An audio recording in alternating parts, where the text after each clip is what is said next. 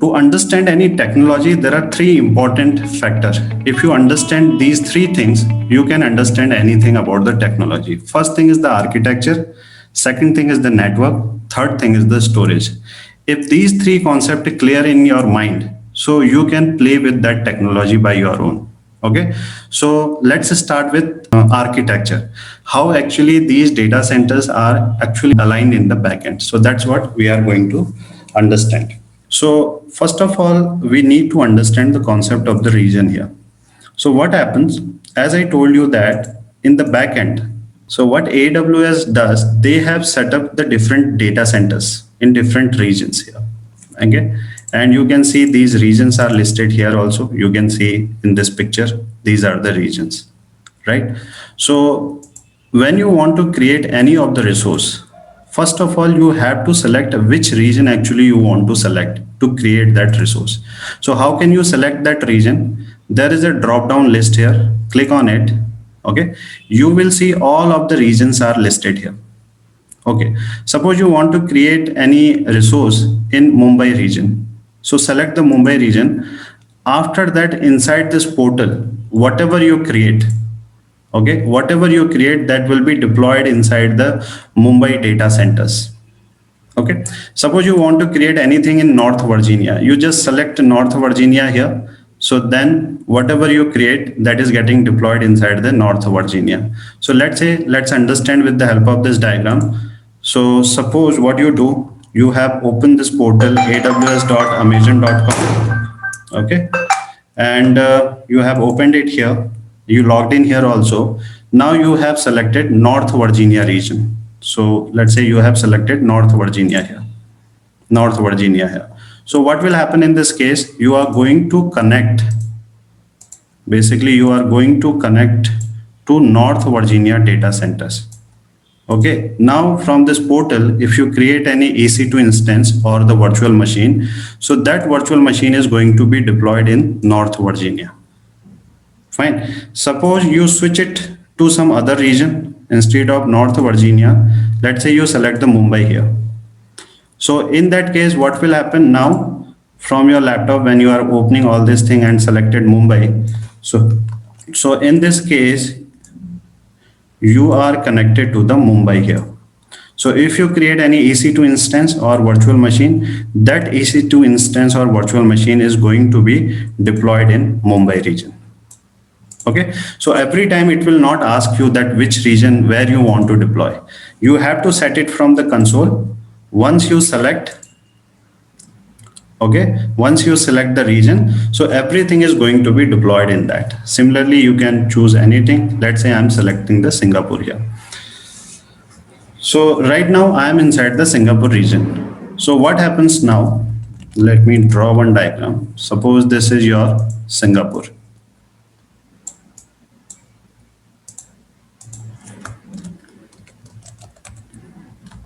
So region, I have selected Singapore here. In Singapore region, there will be availability zone. There will be 3 availability zone here. 1, 2, and 3. So this is called availability zone. Let's say 1, availability zone 2, and the availability zone 3. Okay, so how to check this availability zone, like how many availability zones are there in Singapore? So you can come here on this portal, and one thing I want to highlight, that each region will have a name, like you can see the Singapore region, Asia Pacific in bracket Singapore. Also one code is attached here. So generally what happens when we will do our practical and demo, we will see in a lot of places when it asks for the region detail, in that case we do not give this information. We provide this code.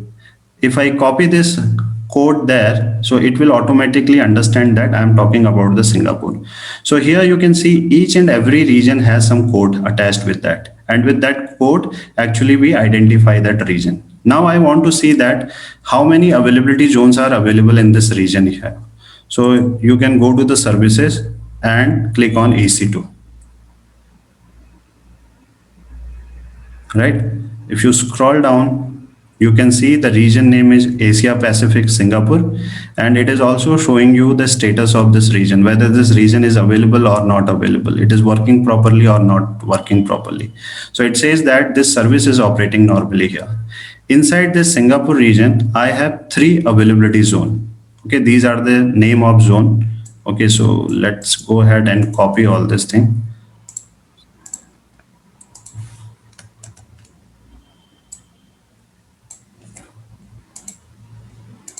This is zone 1, this is zone 2.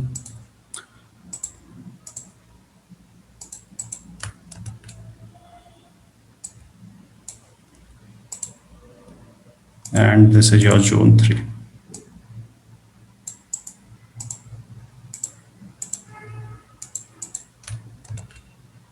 Okay, now the question is that what is availability zone here? What is the meaning of zone? Zone is nothing, it is just like a collection of data center. Inside this zone, you will have the data centers. It can be one data center or it can be more than one data center. But in availability zone, you will have the data center. Let's say these are the data centers here.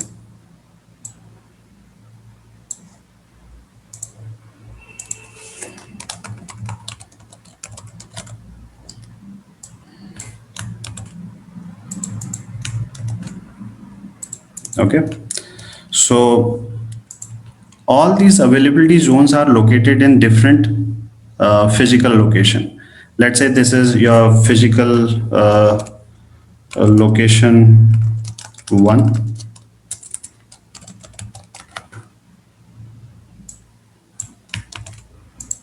This is your physical location 2, and this is your physical location 3. It can be any location, right?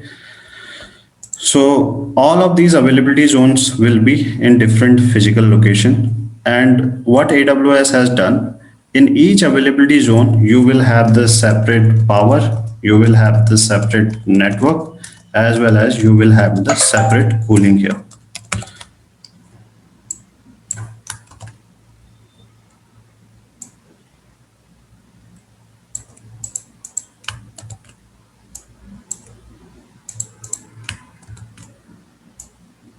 Right, so there will be separate cooling. So what is the idea?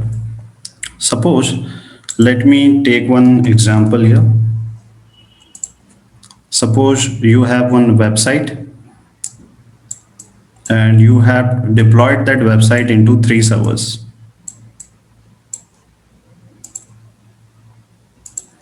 WS01, then 02, and then 03.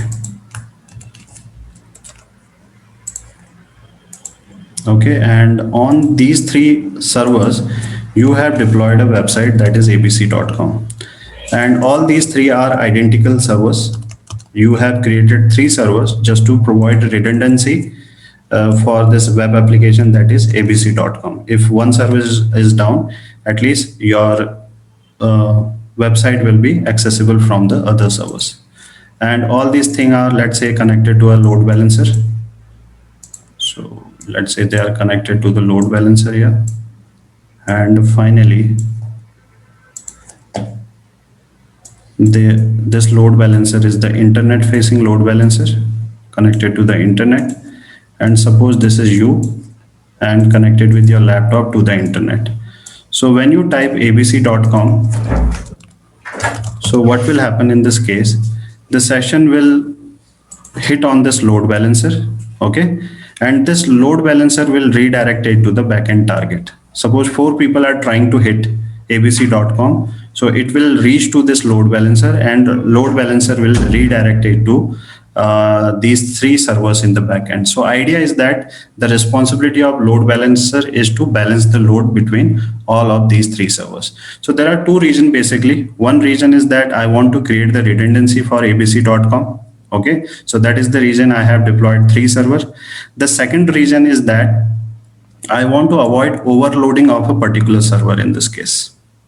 Okay, so now if you put all these virtual machine into one server, physical server, let's say this is a host or physical server, you have created all three virtual machine in the single host, and because of some reason this host is down, so what will happen?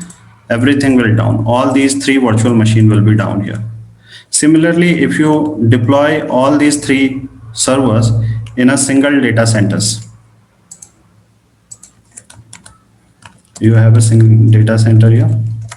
In one data center, you have placed all three virtual machines. So if data center is down because of any power failure, because of any network failure, if data center is completely down, all of your services are also down, right?